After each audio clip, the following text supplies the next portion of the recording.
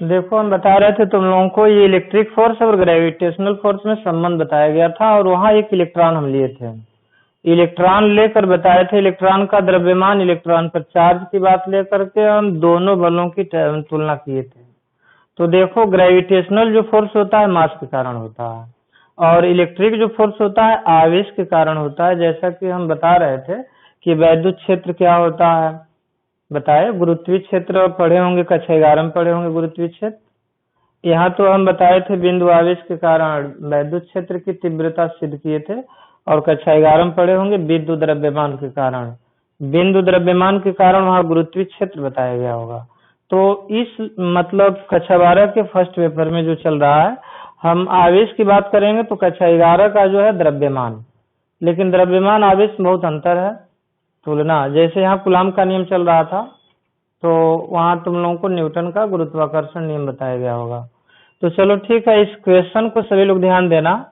ये दो सूक्ष्म गोलियां हैं जिनमें प्रत्येक का मास तो सेम है 10⁻² kg और दोनों के बीच की दूरी 1 मीटर है। कह रहा है कि एक गोली से दूसरी पर कितने इलेक्ट्रॉन स्थानांतरित करा दिए जाए कि उनके मध्य लगने वाला ये जो इलेक्ट्रिक फोर्स है गुरुत्वाकर्षण बल का ग्रेविटेशनल फोर्स का 3.46 गुना हो जाए।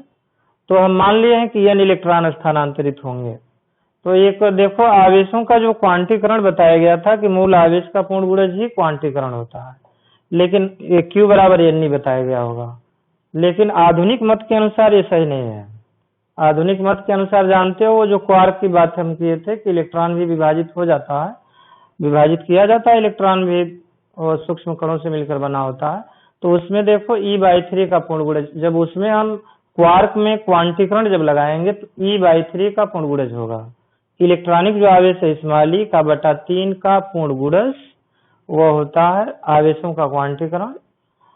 अब इसमें देखो माना गया है कि Q बराबर n, तो जहां से इलेक्ट्रॉन स्थानांतरित होंगे जिस गोली से तो उस पर उतना पॉजिटिव चार्ज आएगा। तो देखो ये इलेक्ट्रॉन जा रहे हैं, कितने इलेक्ट्रॉन जा रहे हैं, n इलेक्ट्रॉन। तो जब इस सूक्ष्म गोली से इलेक्ट्रॉन निकल रहे हैं तो इस पर पॉजिटिव चार्ज आएगा और यह होगा Q = Na। ये भी जानते हैं कि जितना ध्यान देंगे जितने इलेक्ट्रॉन यहाँ से अलग होंगे उतना ही से पॉजिटिव चार्ज आएगा और इलेक्ट्रॉन जब जाएंगे दूसरी सूक्ष्म गोली पर तो जितने इलेक्ट्रॉन गए वहां उतना क्या होगा, ऋणावेश उत्पन्न हो जाएगा। तो ये Q1 = Ne और Q2 भी उतना ही होगा Ne।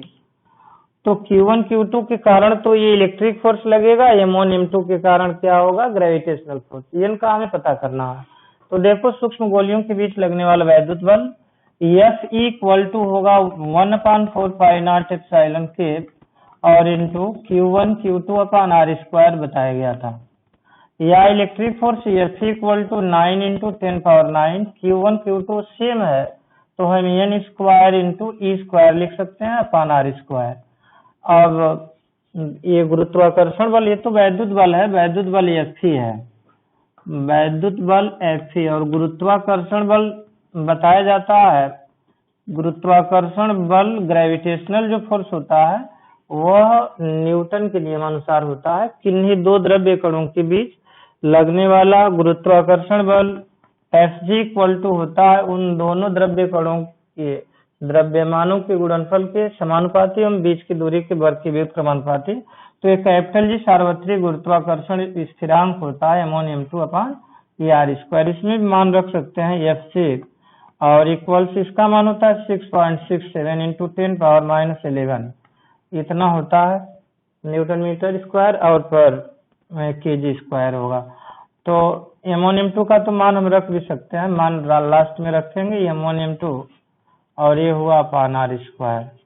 अब देखो इन दोनों में संबंध जब देखा जाएगा तो इसको मान लेते हैं समीकरण नंबर 1 और इसको 2 यदि मान लिया जाए तो समीकरण 1/2 से जब कुछ कट जाएगा, समीकरण 1/2 से, तो 1/2 से जब दिखाओगे तो इलेक्ट्रिक फोर्स Fe/Fg = इसमें r² से r² कैंसिल होगा और तो होगा यहाँ 9 × 10⁹ n² E² और अपान इसमें जो देख रहे हैं 6.67 × 10⁻11 M1 M2। तो मान अभी हम रखेंगे M1 M2 का इसमें देखो Fe और Fg में वहाँ संबंध दिया हुआ है, तो Fe की जगह पर 3.46 Fg हम लिख सकते हैं। तो यहाँ क्या किया जाए, 3.46 Fg अपान Fg होगा, और यह 9 × 10⁹ n स्क्वायर, तो हमें मालूम नहीं है।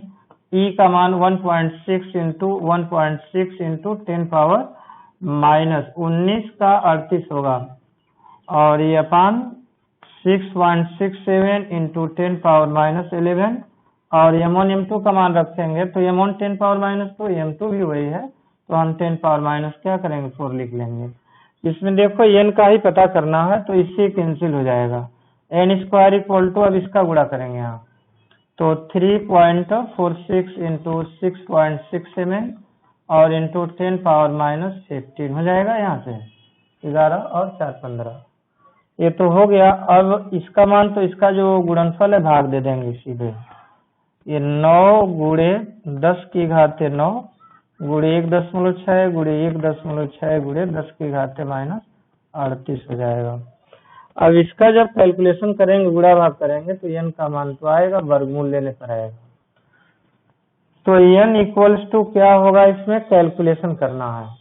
ये देखो, ये 10⁻9, ये 10⁻9 है, ये -38 है, कितना हो जाएगा, 38 है 9 तो 29 होगा, -10⁻−29, ऊपर जाकर प्लस होगा, 15 घट जाएगा तो 14 + 14, 3.46 × 6.67, और ये अपान हुआ 9 × 1.6 × 1.6 हुआ, और इंटू 10 पावर कितना होगा, तो ये 15 है तो 14 हो जाएगा।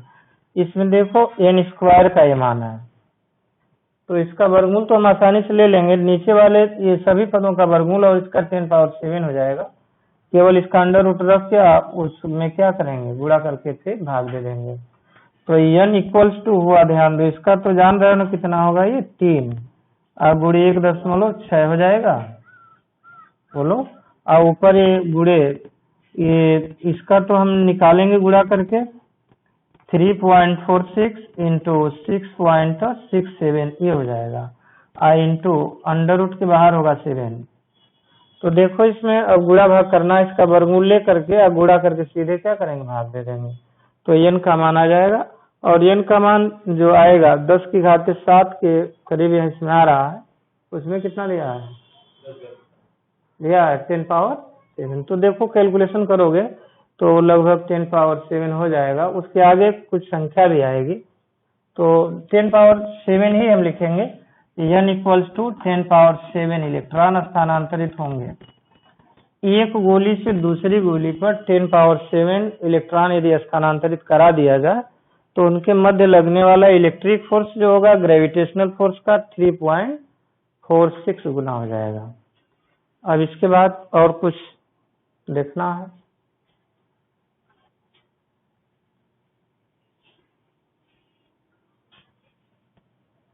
तो क्वेश्चन बिल्कुल आसानी रहा है,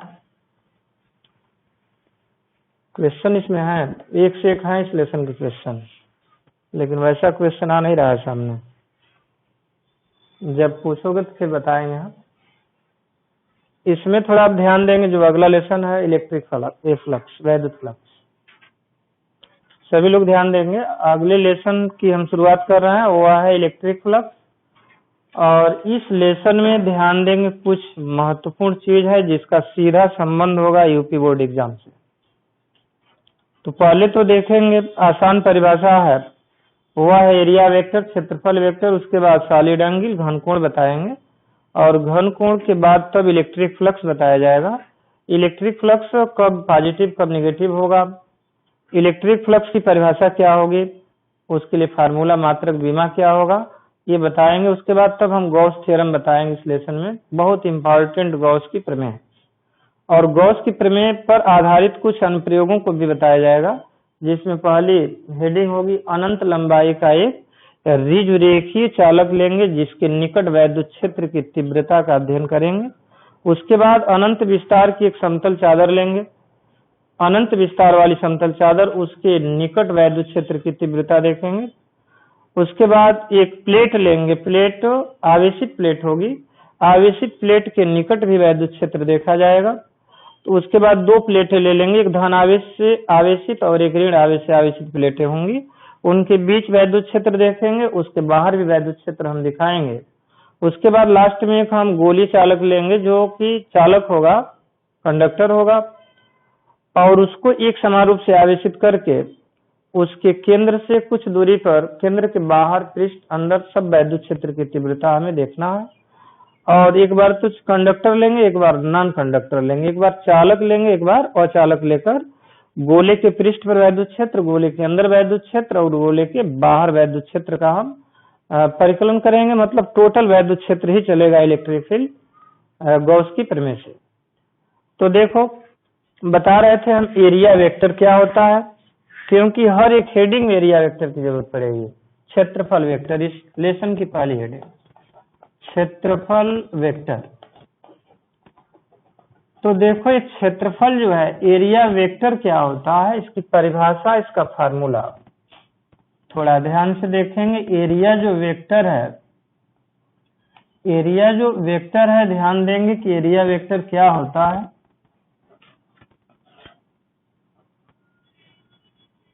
इसमें देखो, कोई हम पृष्ठ लें, मान लेते हैं कि कोई पृष्ठ है जिसका क्षेत्रफल होगा ए, मानेंगे एरिया ए। तो किसी पृष्ठ के क्षेत्रफल ए और उस पृष्ठ से अभिलंबोत खींचे गए यूनिट वेक्टर एन का जो गुणनफल होगा वह कहलाएगा क्षेत्रफल वेक्टर। और इस क्षेत्रफल वेक्टर को दिखाएंगे, क्षेत्रफल वेक्टर को दिखाया जाएगा vector A equal to A into N cap. परिभाषा कैसे लिखेंगे, क्षेत्रफल वेक्टर की परिभाषा ध्यान देंगे। क्षेत्रफल वेक्टर की परिभाषा क्या है, किसी पृष्ठ के क्षेत्रफल और उस पृष्ठ के तल के अभिलंबोत खींचे गए यूनिट वेक्टर के गुणनफल को क्षेत्रफल वेक्टर कहते हैं। और इसे वेक्टर से दिखाया जाएगा, vector A equal to A N cap, जिसमें ए जो देख रहे हैं उस पृष्ठ, वो चाहे उस क्षेत्रफल वेक्टर का परिमाण है, और एन कैप उस पृष्ठ के तल के अभिलंबोत यूनिट वेक्टर है, वो एकांक सदिश है। इसके बाद देखेंगे घनकोण सॉलिड एंगल क्या होता है। घनकोण सॉलिड एंगल, तो घनकोण की भी परिभाषा मात्रक देखेंगे, उसका घनकोण क्या होता है। ध्यान दो, घनकोण सॉलिड एंगल, घनकोण की भी जरूरत पड़ेगी इस लेसन में आगे। घनकोण सॉलिड एंगल क्या होता है, तो इसका नाम तो सुने होंगे सभी लोग। घनकोण की परिभाषा देंगे, सॉलिड एंगल की परिभाषा देंगे। तो देखो, किसी गोले के पृष्ठ द्वारा केंद्र पर अंतरित कोण कहलाता है घनकोण।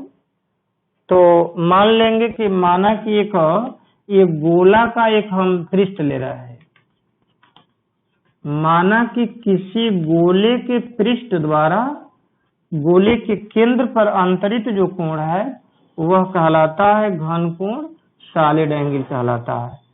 ये माना गया है कोई गोले का क्या है, पृष्ठ है, तो किसी गोले के पृष्ठ द्वारा केंद्र पर अंतरित कोण कहलाता है घनकोण। गोले का पृष्ठ क्षेत्रफल हम मान लेंगे डी ए, और ये जो केंद्र की दूरी है पृष्ठ से उसको हम मान ले रहे हैं कि आर है, और यही जो एंगल बन रहा है ये एंगल यही कहलाएगा घनकोण डी ओमेगा। चूंकि देख रहे हैं कि डी ए का मतलब अति सूक्ष्म पृष्ठ क्षेत्रफल है, उसके द्वारा केंद्र पर अंतरित कोण भी क्या होगा, सूक्ष्म ही होगा। यदि मान लो इस पृष्ठ का थोड़ा सा आकार हम बढ़ा दें तो घनकोण का अभिमान क्या होगा, बढ़ जाएगा। बोलो, बढ़ जाएगा। इसका मतलब ये हुआ कि घनकोण जो होता है पृष्ठ क्षेत्रफल पर निर्भर करता है। जैसे जैसे क्षेत्रफल बढ़ाएंगे वैसे वैसे घनकोण का मान क्या होगा, बढ़ता जाएगा। तो ये घनकोण पृष्ठ क्षेत्रफल में संबंध होता है नंबर 1, ये डी ओमेगा समानुपाती होगा डी ई के, और दूरी के वर्ग के व्युत्क्रमानुपाती होगा डी ओमेगा समानुपाती 1/r²। जैसे देखो ये जो देख रहा हूं ना, इतना ही हम पृष्ठ क्षेत्रफल यदि यहाँ ले लें तो यहाँ से जब मिलाएंगे तो डी ओमेगा का मान क्या होगा, कम हो जाएगा, घटेगा। तो इसलिए दूरी के वर्ग के व्युत्क्रमानुपाती होता है घनकोण। इन दोनों नियमों को एक साथ लिखते हैं।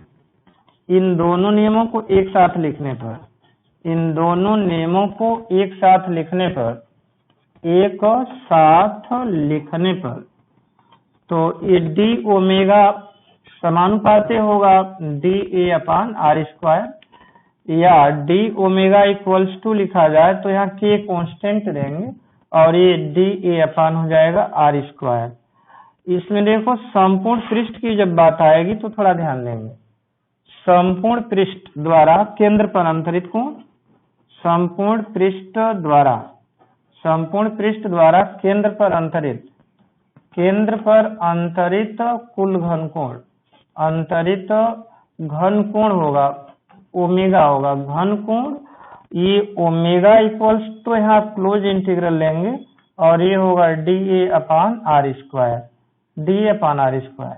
इसमें देखो ये ओमेगा इक्वल्स टू होगा, ये आर स्क्वायर दूरी तो गोले की त्रिज्या कांस्टेंट होगी, क्षेत्रफल ही घट बढ़ सकता है, तो ये 1 अपान आर स्क्वायर और के का मान 1 लिखेंगे, प्रयोग द्वारा 1 रखेंगे, क्लोज इंटीग्रल जो डी ए है, तो चूंकि क्लोज इंटीग्रल डी ए बराबर होता है ये 4 पाई आर स्क्वायर, जानते होंगे गोले का संपूर्ण पृष्ठ क्षेत्रफल, गोले का संपूर्ण पृष्ठ क्षेत्रफल होता है, गोले का संपूर्ण पृष्ठ क्षेत्रफल, गोले का संपूर्ण पृष्ठ क्षेत्रफल होता है पृष्ठ क्षेत्रफल।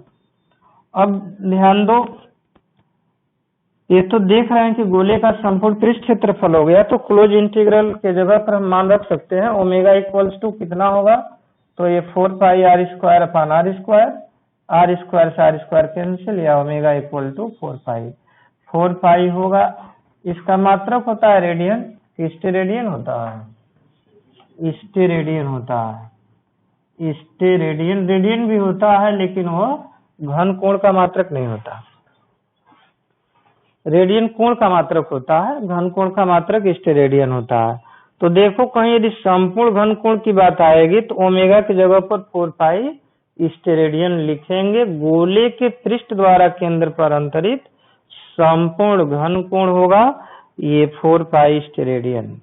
अब इसके बाद देखेंगे कि ये जो पृष्ठ जो लिया गया है, यदि दूरी के साथ थीटा एंगल बना रहा हो तो ध्यान दो, यहाँ फिगर होगा दूसरा एक बना रहे हैं, यहाँ ध्यान दो, यदि हम ऐसे पृष्ठ लें मतलब थीटा एंगल पर झुका हो ये पृष्ठ,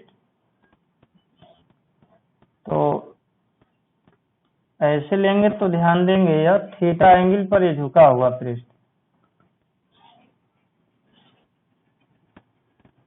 तो ये थीटा जो एंगल बन रहा है थीटा एंगल पर, तो ये पृष्ठ लेंगे सीधे डी ए cos थीटा होगा और ये दूरी r होगी, तो यहाँ जो इलेक्ट्रिक जो देख रहे हैं घन कोण होगा डी ओमेगा, तो डी ओमेगा इक्वल टू होगा डी ए cos थीटा, डी ए cos थीटा अपान हो जाएगा आर स्क्वायर, डी ए cos theta upon R square. क्योंकि देखो गोले का जो पृष्ठ होता है वह केंद्र पर सीधे अभिलंबोत होता है, ये गोले का जो पृष्ठ है ना, ये गोला जो होता है त्रिज्या सीधे अभिलंबोत होती है, लेकिन ये पृष्ठ लिया गया है अभिलंबोत न होकर थीटा एंगल पर। यदि वो पृष्ठ लिया जाए, कोई पृष्ठ ले लिया जाए थीटा एंगल पर, उसको क्या कर दिया जाए, थीटा एंगल पर यदि कोई पृष्ठ ले लिया जाए तो लंबोत लाने के लिए डी ए cos थीटा किए हैं, क्योंकि लंबोत के लिए ही होता है, ये लंबोत होती है त्रिज्या पृष्ठ पर सीधे अभिलंबोत होती है, तो डी ओमेगा बराबर डी ए cos theta upon R square. इसका हम उपयोग दिखाएंगे गॉस थ्योरम में,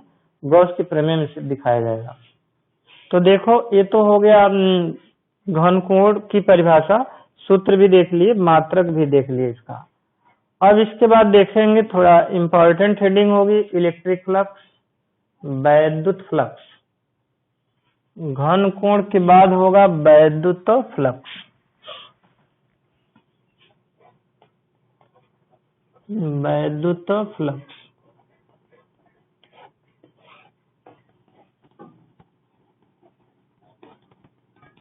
इलेक्ट्रिक फ्लक्स,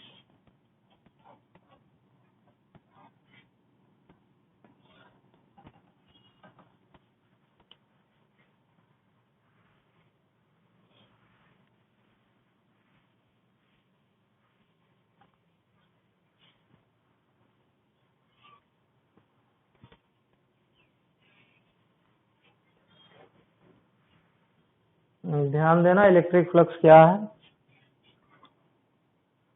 वैद्युत, इसकी परिभाषा ध्यान देंगे, परिभाषा तो हम दो बताएंगे, इसकी दोनों परिभाषा याद रखेंगे।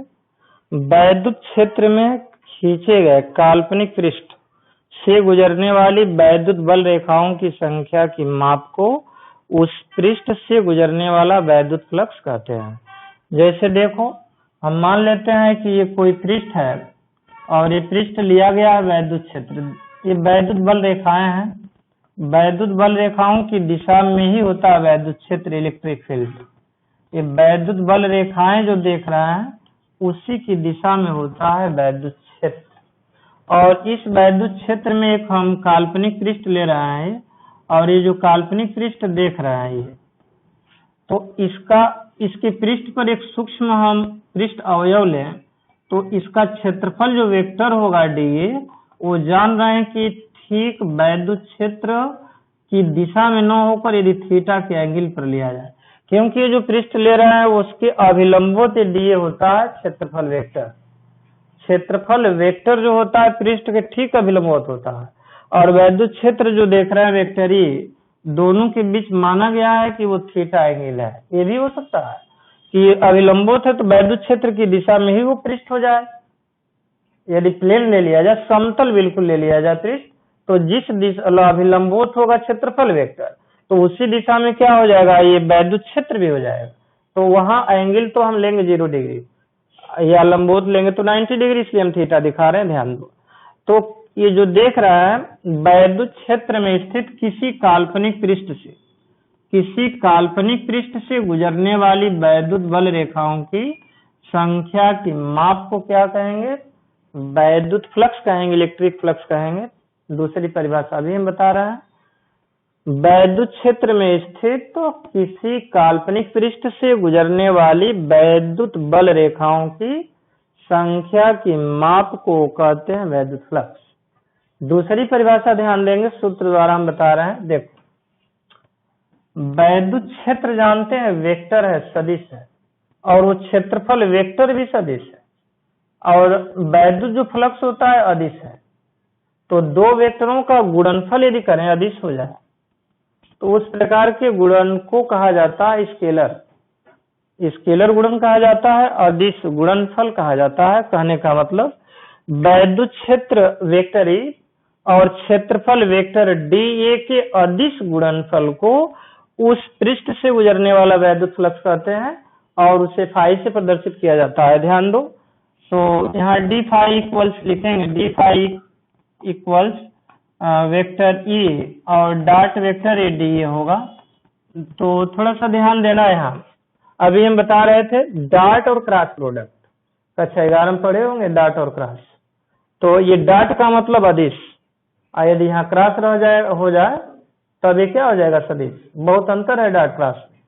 अब देखो, वैद्युत क्षेत्र ई वेक्टर ई और क्षेत्रफल वेक्टर dA के अदिश गुणनफल को क्या कहेंगे, इलेक्ट्रिक फ्लक्स कहेंगे, वैद्युत फ्लक्स कहेंगे। दूसरी परिभाषा। अब देखो, संपूर्ण पृष्ठ से, ये तो देख रहे हैं सूक्ष्म पृष्ठ अवयव से गुजरने वाला वैद्युत फ्लक्स है, यहाँ उस चीज को लिख दे रहे हैं। पृष्ठ अवयव कौन सा, तो dA, पृष्ठ अवयव वेक्टर dA से गुजरने वाला वैद्युत फ्लक्स, तो वैद्युत फ्लक्स जो देख रहे हैं d फाई बराबर vector E dot vector d। संपूर्ण पृष्ठ से गुजरने वाला कुल वैद्युत फ्लक्स क्या होगा, संपूर्ण पृष्ठ से गुजरने वाला कुल वैद्युत फ्लक्स, तो गुजरने वाला कुल वैद्युत फ्लक्स होगा, कुल वैद्युत फ्लक्स। लेकिन थोड़ा सा इसमें ध्यान देना, एंगल हम माने हैं थीटा।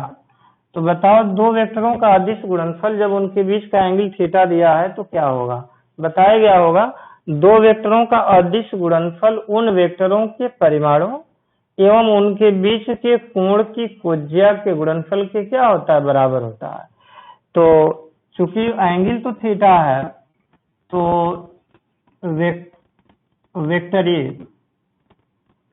वेक्टर ई व वेक्टर डी ए के बीच का कोण कितना है, के बीच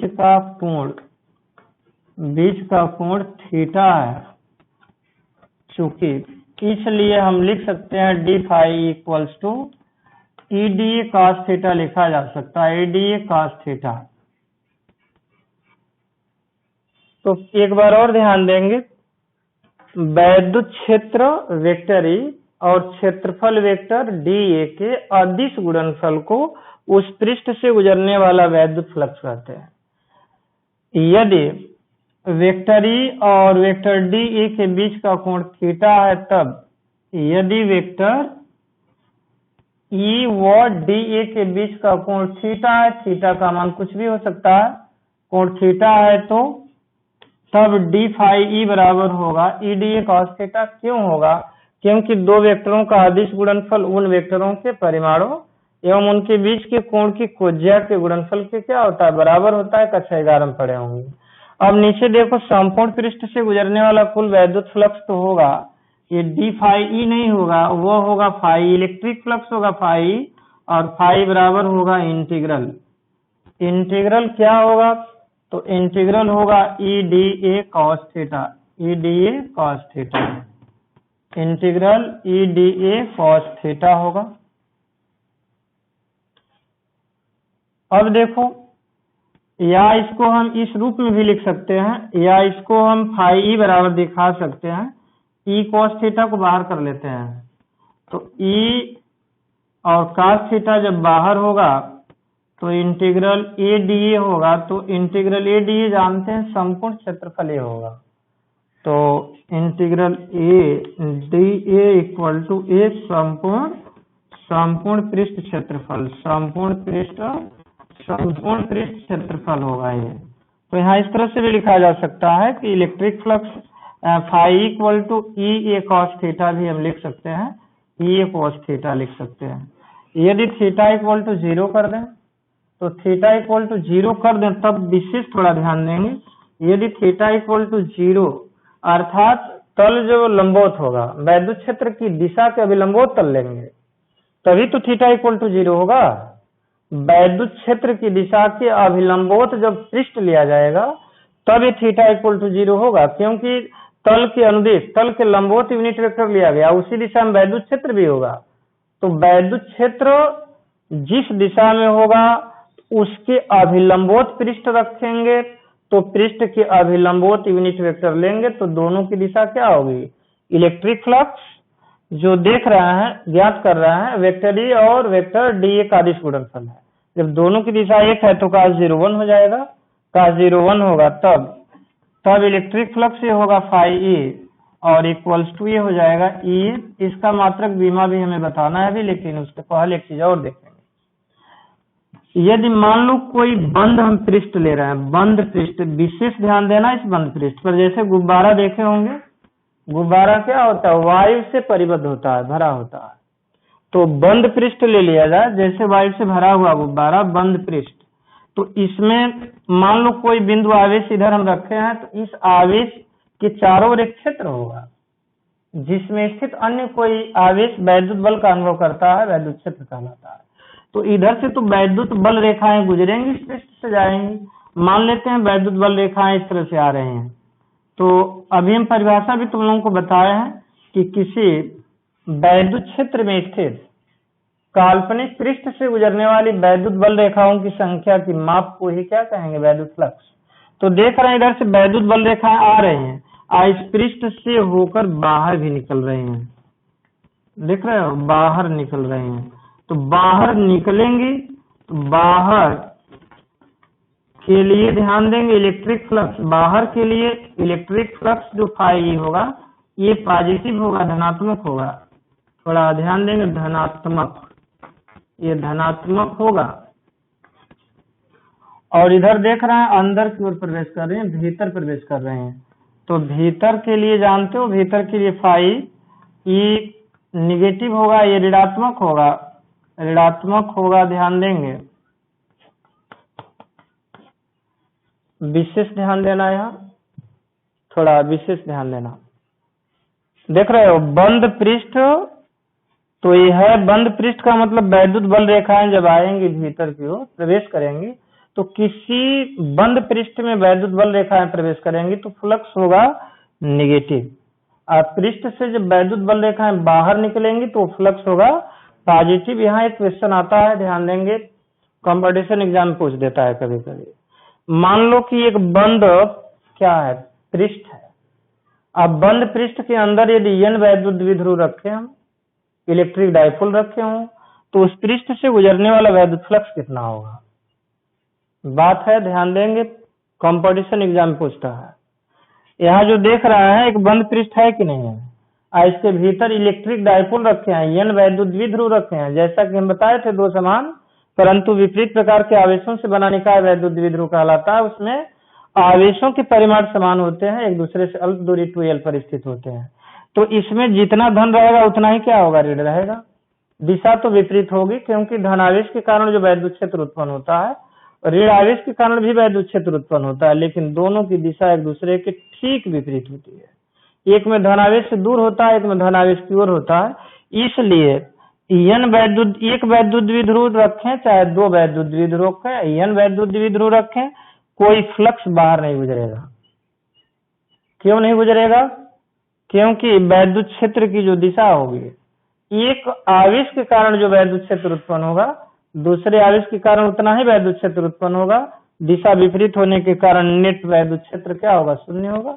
और जब वैद्युत क्षेत्र शून्य हो जाएगा तो कोई वैद्युत बल रेखाएं गुजरेंगे? किसी भी पृष्ठ से वैद्युत बल रेखाएं नहीं गुजरेंगी, फ्लक्स होगा ही नहीं।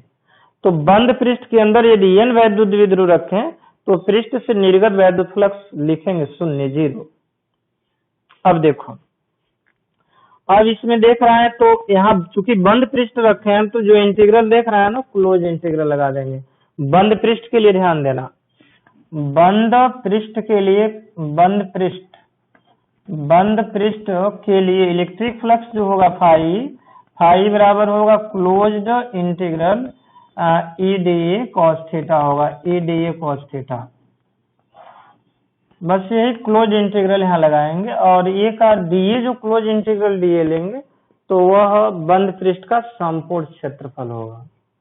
इसके बाद तो देखेंगे इस फ्लक्स का मात्रक विमा देखेंगे, उसके बाद हम गॉस की प्रमेय और गॉस की प्रमेय पर आधारित कुछ अनुप्रयोगों को भी दिखाकर ये लेसन समाप्त कर देंगे।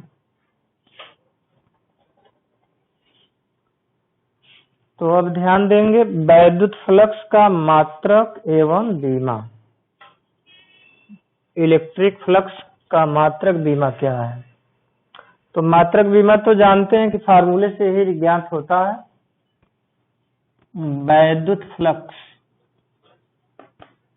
इलेक्ट्रिक फ्लक्स, वैद्युत फ्लक्स का मात्रक, वैद्युत फ्लक्स का मात्रक एवं बीमीय सूत्र, बीमीय सूत्र देखेंगे। डायमेंशनल फार्मूला क्या है? अब ध्यान देना है, यहाँ इलेक्ट्रिक फ्लक्स के लिए फार्मूला हम बताए, अरे कहा भी गया था कि वैद्युत क्षेत्र और क्षेत्रफल वेक्टर के बीच यदि थीटा एंगल लेते हैं तो दो वेक्टरों का अदिश गुणनफल उन वेक्टरों के परिमाणों एवं उनके बीच कोण की कोज्या के गुणनफल के बराबर होता है। तो इसमें काश से नहीं मतलब है, इसमें सीधे हम लिखेंगे इलेक्ट्रिक फ्लक्स जो फाई ई होगा, इलेक्ट्रिक फ्लक्स फाई ई। वैद्युत फ्लक्स जो बताया गया अभी, वैद्युत फ्लक्स फाई ई बराबर होता है E इंटू ए। यही हम बताएं तुम लोगों को कि वैद्युत क्षेत्र E और क्षेत्रफल वेक्टर A के अदिश गुणनफल को वैद्युत फ्लक्स कहते हैं। तो हमें तो इसी के मात्रक से मतलब है। तो फाई ई जो इलेक्ट्रिक फ्लक्स है, E फाई ई का मात्रक बराबर, फाई का मात्रक बराबर E का मात्रक जानते हैं, न्यूटन प्रति कूलम, पिछले लेसन में बताया गया है। वैद्युत क्षेत्र की तीव्रता न्यूटन प्रति कूलम, मतलब E बराबर F/Q बताया गया था वैद्युत क्षेत्र परीक्षण आवेश पर। ये देखो, बिंदु आवेश के कारण हम वैद्युत बल भी दिखाए थे, वैद्युत क्षेत्र की तीव्रता भी बताए थे। कहा गया था वैद्युत क्षेत्र में रखे गए परीक्षण आवेश पर लगने वाले वैद्युत बल और उस आवेश के परिमाण का जो अनुपात होता है, रेशियो होता है, वही वैद्युत क्षेत्र की तीव्रता होती है। तो ई का मात्रक का गुणे किसका मात्रक, ए का मात्रक, गुणे ए का मात्रक। तो ई का मात्रक तो होगा न्यूटन प्रति कूलम, ये SI मात्रक है इलेक्ट्रिक फ्लक्स का, SI मात्रक। और गुणे ए का मात्रक जो देख रहे हैं ये मीटर स्क्वायर, तो न्यूटन मीटर स्क्वायर प्रति कूलम लिख सकते हैं, न्यूटन मीटर स्क्वायर प्रति कूलम।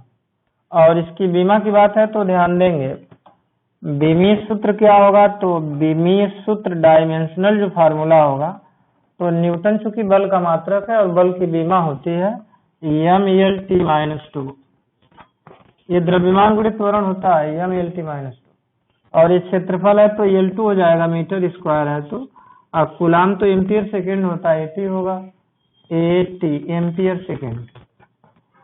अब देखो यहाँ m L पर 1 और 2 तो 3, और T पर यहाँ ध्यान देंगे -2 और यहाँ 1 है, ऊपर जाकर माइनस, तो ये भी -3, A पर -1। ये हुआ इलेक्ट्रिक फ्लक्स, वैद्युत फ्लक्स का बीमीय सूत्र, और उसका जो मात्रक देखे न्यूटन मीटर स्क्वायर प्रति कूलम बताया गया। इस तरह से हम इलेक्ट्रिक फ्लक्स की परिभाषा, मात्रक, बीमा सूत्र सब बताए दिए।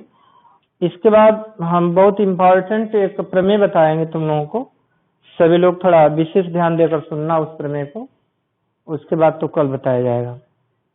तो उस प्रमेय का हम सत्यापन भी करेंगे, प्रूफ भी करेंगे उसको, लेकिन प्रूफ आज नहीं करेंगे, आज केवल प्रमेय सभी लोग देखेंगे, और कल हम उस प्रमेय का प्रूफ सत्यापन करके और उस पर आधारित अनुप्रयोगों को बताएंगे कल। चलो तो अब देखते हैं,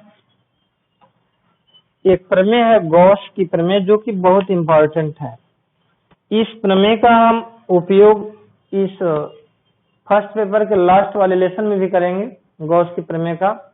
इस लेसन में तो पूरा चलेगा ही, ध्यान दो, गॉस की प्रमेय, गॉस थ्योरम, गॉस की प्रमेय, गॉस थ्योरम, गॉस की प्रमेय क्या है, पहले इस प्रमेय को देखेंगे, उसके बाद सिद्ध भी करेंगे। तो ध्यान देना, किसी काल्पनिक गॉसियन पृष्ठ, किसी काल्पनिक गॉसियन पृष्ठ, बात है कि गॉसियन पृष्ठ क्या है। तो अभी हम बंद पृष्ठ की बात कर रहे थे, जैसे गुब्बारा देखे होंगे, वायु से भरा होता है गुब्बारा।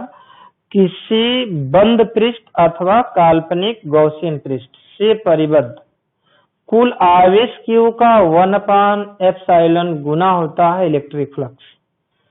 तो इस प्रमेय के अनुसार ध्यान देंगे, किसी बंद पृष्ठ अथवा काल्पनिक गॉसियन पृष्ठ से गुजरने वाला वैद्युत फ्लक्स उस पृष्ठ से परिबद्ध कुल आवेश Q का 1/ε मतलब गुना होता है, अर्थात फाई इक्वल टू होता है Q का 1/ε0 चाहे नॉट एप्सिलॉन गुना, या electric flux phi equal to लिखा जाएगा Q/ε0। तो देखो इसकी परिभाषा हम बता रहे हैं कैसे, किसी बंद पृष्ठ अथवा काल्पनिक गॉसियन पृष्ठ से परिबद्ध कुल आवेश Q का 1/ε0 गुना कौन होता है, तो उस पृष्ठ से गुजरने वाला वैद्युत फ्लक्स होता है। ये कैसे होता है सिद्ध तो हम करेंगे ही, लेकिन आज नहीं करेंगे। ध्यान देंगे, इस प्रमेय को एक बार और ध्यान से सुन लो। किसी बंद पृष्ठ अथवा काल्पनिक गॉसियन पृष्ठ से गुजरने वाला वैद्युत फ्लक्स उस पृष्ठ से परिबद्ध कुल आवेश Q का 1/ε0 गुना होता है, अर्थात Q phi equal to Q का 1/ε0 गुना, या फाई बराबर Q/ε0। इसमें अब क्या करेंगे, किसी बंद पृष्ठ अथवा काल्पनिक गॉसियन पृष्ठ से गुजरने वाला कुल वैद्युत फ्लक्स उस पृष्ठ से परिबद्ध कुल आवेश Q का 1/ε0 गुना होता है। अब देखो, जब प्रमेय हम बताएंगे, सिद्ध तो इसको करेंगे, जब प्रमेय आगे हम सिद्ध करेंगे, प्रमेय पर आधारित अनुप्रयोगों को जब बताएंगे, कहीं यदि आ गया इलेक्ट्रिक फ्लक्स तो आवश्यकता पड़ेगी तो हम Q/ क्या करेंगे, नॉट एप्सिलॉन अवश्य लिखेंगे। तो ये कैसे आ रहा है, कैसे हम सिद्ध करेंगे, थोड़ा ध्यान तो देना ही पड़ेगा, वो इम्पोर्टेंट है। प्रूफ करने के लिए देगा, विस्तृत उत्तरी प्रश्नों में एग्जाम में देगा। सिद्ध करने के लिए कहेगा सिद्ध कीजिए कि फाई इक्वल टू क्यू अपान नॉट एप्सिलॉन, तो जानते रहेंगे सिद्ध कर लेंगे, कल सिद्ध होगा, सत्यापन होगा।